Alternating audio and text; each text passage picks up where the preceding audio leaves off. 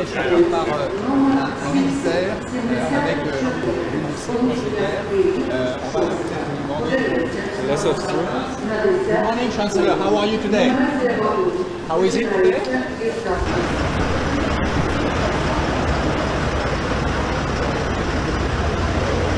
Oui, le voilà, effectivement, c'était effectivement, comme vous l'avez dit, il y a une certaine rappel de l'unité l'ordre protocolaire qui a été mis d'accord le chef du gouvernement, ensuite le président français, que vous voyez là, sur les images de la Pakistan, accompagné de l'envoi français qui a accueilli à travers ça le train.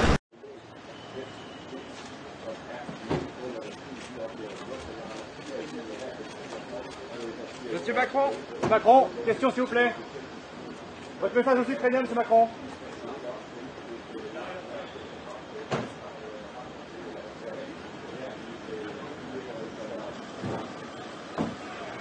Non, non, non.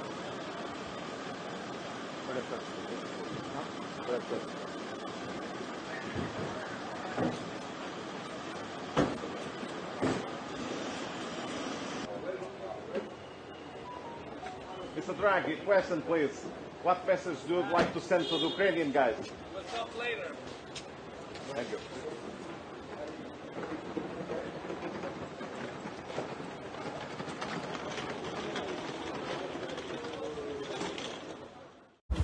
Excuse me, we go further and then right? Yeah. On retrouvera Ulysse dans quelques instants. Vous avez compris qu'il y avait une petite cohue en ce moment autour des dirigeants. Et vous voyez aussi que la visite se poursuit. Bon, pour l'instant, je suis pas certain que les dirigeants puissent voir grand-chose. Voilà. Patrick Sauze, à gauche, le président roumain. Voilà. Vous avez un responsable, j'essaie de voir, mais a priori ce n'est pas le maire d'Irpine. Mais on va revenir. Encore une fois, on accompagne les...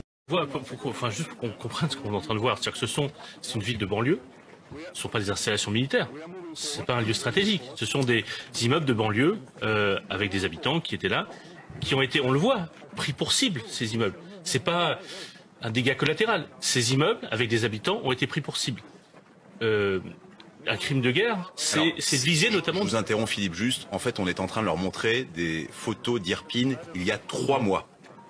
Ces travaux doivent être conduits. Ça doit commencer le 15 octobre. Et il faut être préparé pour la saison du chauffage,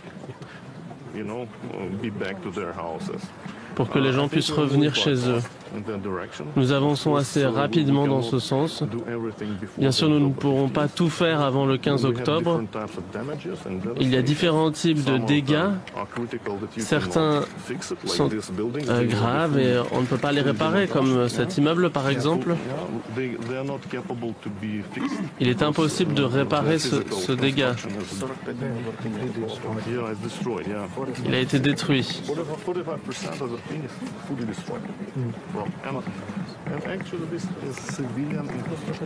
Et en fait, ce sont des infrastructures civiles. Ce ne sont pas des objectifs militaires.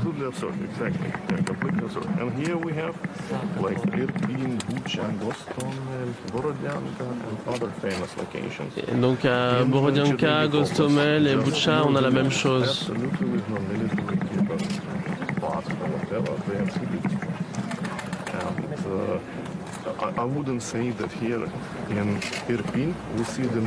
Ici à Irpine, en fait, ce n'est pas la ville qui a été la plus détruite. Il y en a d'autres.